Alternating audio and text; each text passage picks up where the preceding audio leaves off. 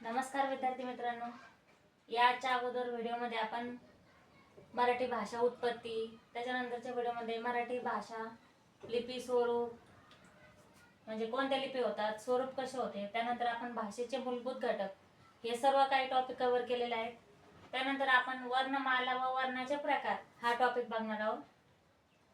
हा टेबल जरी एकदा लक्षात ठेवला तरी वर्णमालेतला कोणताही प्रश्न येऊ द्या कसंच अवघड जाणार नाही. आणि वर्णमाला आणि वर्णाचे प्रकार यावरती आयोगाने बऱ्याच वेळेस प्रश्न विचारला. एमपीएससी आयोग बऱ्याच वेळेस प्रश्न विचारते या टॉपिक वरती. चला तर बघूया. वर्णमाला व वर्णाचे प्रकार. वर्णाचे प्रकार कसे आहेत? स्वर, स्वरादी, व्यंजन आणि संयुक्त व्यंजन. तर स्वर किती आहेत? 14. स्वरादी किती आहेत? 2. व्यंजने 14. व्यंजने 34. संयुक्त व्यंजने 2.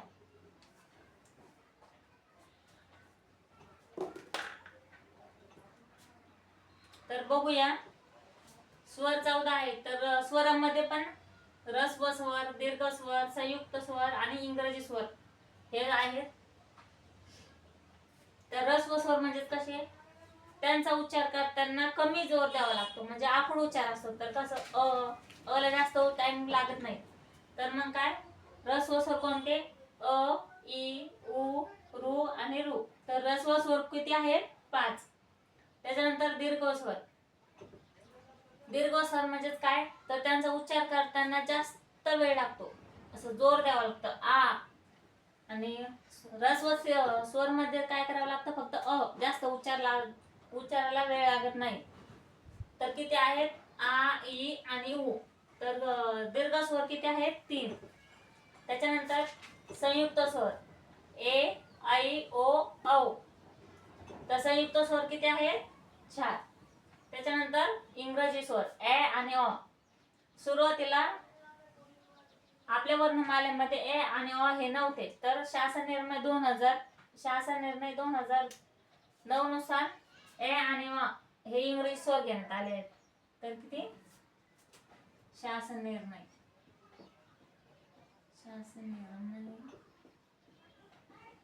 2009 नुसार. शासन निर्णय 2009 नुसार वर्णमालेमध्ये ए आणि अ हे 2 स्वर घेण्यात आले आहेत. त्यानंतर आहेत स्वरादी. तर हे सर्व मिळून किती आहेत? 14. आणि स्वरादी किती आहेत? 2. अम आणि हा. त्याच्यानंतर आहेत व्यंजने. व्यंजने किती आहेत? 34. तर व्यंजन मध्ये स्पर्श व्यंजन होतात, अर्धस्वर व्यंजन, उष्म व्यंजन, महाप्राण व्यंजन आणि द्रविडियन व्यंजन. स्पर्श व्यंजनामध्ये कोणते व्यंजन येतात? इकडे लक्ष द्या. गट क, च, ट आणि त आणि प.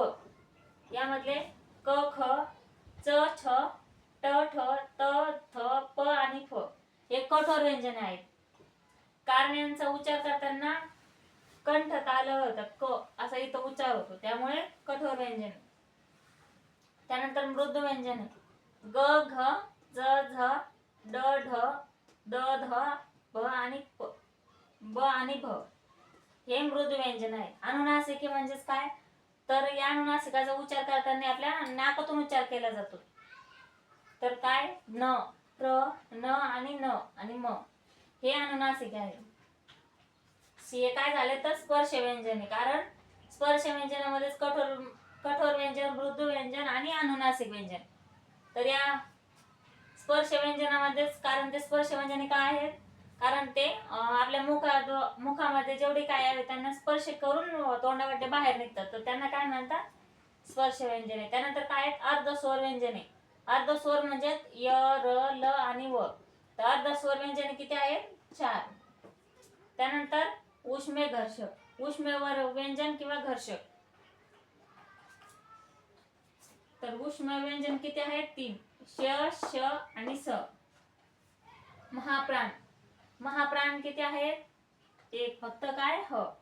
त्यानंतर द्रविडियन म्हणजे स्वतंत्र. द्रविडियन जो व्यंजन आहे तो स्वतंत्र आहे. तर काय? ळ. त्यानंतर संयुक्त व्यंजने. संयुक्त व्यंजन किती आहेत 2, क्ष, ज्ञ आणि ज्ञ. तर हा टेबल जर लक्षात घेतला तरी आयोगाने कोणताही प्रश्न विचारू द्या कसलाही अवघड जाणार नाही. यानंतर आपण याच्यावरती जेवढे काही प्रश्न येऊन गेलेले आहेत तेवढे घेऊया. तर एकदा परत लक्षात घ्या, वर्णमाला आणि वर्णाचे प्रकार. तर स्वर किती आहेत 14, ऱ्हस्व स्वर 5, अ ई उ. दीर्घ स्वर किती आहेत 3, आ ई उ. संयुक्त स्वर किती आहेत 4. इंग्रजी किती आहेत स्वर 2. व्यंजने किती आहेत 34 व्यंजनामध्ये काय स्पर्श व्यंजने 25 आहेत. अर्ध स्वर व्यंजने 4 आहेत. उष्मेय व्यंजने 3 आहेत आणि महाप्राण व्यंजने 1 आहेत आणि द्रविडीय व्यंजन 1 आहे. त्यानंतर संयुक्त व्यंजन किती आहे 2. या व्यंजनामध्ये पण कसं असतं, प्रश्न विचारतात खालीलपैकी उभा दांडा असलेले व्यंजन कोणते. खालीलपैकी अर्ध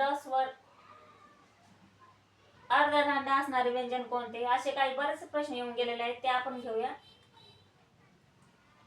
तर वर्णमाला लिहिताना वर्ण हे पाय मोडून लिहितात आणि अक्षरमाला लिहिताना अक्षर लिहिताना पाय न मोडता लिहिणे आवश्यक असते. त्यामुळे वर्ण पाय मोडून लिहितात.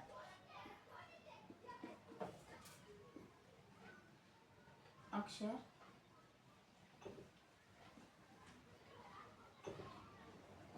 न मोडता.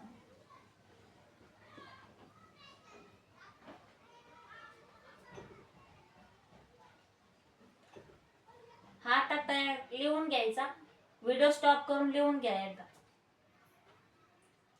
आता आपण बघूया यावरती जेवढे काही प्रश्न येऊन गेले तेवढे बघूया.